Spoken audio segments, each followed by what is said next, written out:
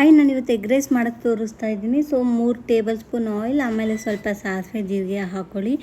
ಅದೆಲ್ಲ ಚೆನ್ನಾಗಿ ಆಮೇಲೆ ಸ್ವಲ್ಪ ಕರಿಬೇವು ಹಾಕ್ಕೊಳ್ಳಿ. ಆಮೇಲೆ 1-2 ಮೀಡಿಯಮ್ ಸೈಜ್ದಾಗಿರೋ ಸಣ್ಣಗೆ ಕಟ್ ಮಾಡ್ಕೊಂಡಿರೋ ಉಳ್ಳಾಗಡ್ಡೆ ಹಾಕ್ಕೊಳ್ಳಿ. ಆಮೇಲೆ ಒಂದು 5-6 ಅಷ್ಟು ಈ ಥರ ಸಣ್ಣದಾಗಿ ಮೆಣಸಿನ್ಕಾಯಿ ಹಾಕ್ಕೊಂಡು ಚೆನ್ನಾಗಿ ಮಿಕ್ಸ್ ಮಾಡ್ಕೊಳ್ಳಿ. ಆಮೇಲೆ ಸಾಲ್ಟ್ ಹಾಕ್ಕೊಳ್ಳಿ, ನೋಡಿ ಹಾಕ್ಕೊಳ್ಳಿ ಸಾಲ್ಟು. ಎಗ್ ರೈಸಿಗೆ ಅಷ್ಟು ಬೇಕಾಗಲ್ಲ. ಆಮೇಲೆ ಒಂದು ಟೊಮೆಟೊ ಈ ಥರ ಸಣ್ಣದಾಗಿ ಹಾಕಿದ್ದಾದಮೇಲೆ ಚೆನ್ನಾಗಿ ಮಿಕ್ಸ್ ಮಾಡ್ಕೊಳ್ಳಿ. ಆಮೇಲೆ ಒಂದು 5 ಮಿನಿಟ್ಸ್ ಬಿಟ್ಟಾದಮೇಲೆ ಒಂದು ಸ್ವಲ್ಪ ಅರಿಶಿನ ಪುಡಿ, ಆಮೇಲೆ 2 ಸ್ಪೂನ್ ಖಾರ ಹಾಕ್ಕೊಂಡು, ಆಮೇಲೆ ಇಲ್ಲಿ ಒಂದು 3 ಟೇಬಲ್ ಸ್ಪೂನಷ್ಟು ಎಗ್ ರೈಸ್ ಮಸಾಲ ಹಾಕ್ಕೊಳ್ಳಿ. ಆಮೇಲೆ ಚೆನ್ನಾಗಿ ಮಿಕ್ಸ್ ಮಾಡ್ಕೊಳ್ಳಿ. ಆಮೇಲೆ ಸ್ವಲ್ಪ ನೀರು ಹಾಕ್ಕೊಳ್ಳಿ, ಅದೆಲ್ಲ ಫುಲ್ಲು ಗ್ರೇವಿದು ಸ್ಮೆಲ್ಲೆಲ್ಲ ಚೆನ್ನಾಗಿ ಹೋಗೋವರೆಗೂ.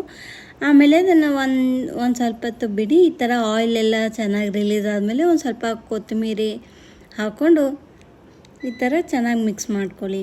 ಆಮೇಲೆ ಇಲ್ಲಿ ನಾನು 2 ಎಗ್ನ ಈ ಥರ ಬೀಟ್ ಮಾಡಿ ಇಟ್ಕೊಂಡಿದ್ದೀನಿ, ಅದು ಎಲ್ಲ ಹಾಕಿ ಆಮೇಲೆ ಚೆನ್ನಾಗಿ ಈ ಥರ ಮಿಕ್ಸ್ ಮಾಡ್ಕೊತಾ ಇರಿ.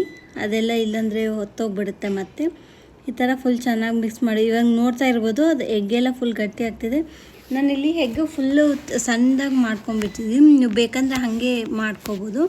ಆಮೇಲೆ ಈ ಥರ ರೈಸ್ ಆ್ಯಡ್ ಮಾಡ್ಕೊಳ್ಳೋದು ಚೆನ್ನಾಗಿ ಮಿಕ್ಸ್ ಮಾಡ್ಕೊಳ್ಳಿ. ಈ ಥರ ಟೇಸ್ಟಿಯಾಗಿ ಸಿಂಪಲ್ಲಾಗಿ ಲಂಚ್ ಬಾಕ್ಸ್ಗೆ ಇಲ್ಲ ತಿನ್ನಲಿಕ್ಕೆ ಸ್ನ್ಯಾಕ್ಸಿಗೂ ಬರ್ತೈತೆ. Thanks for watching.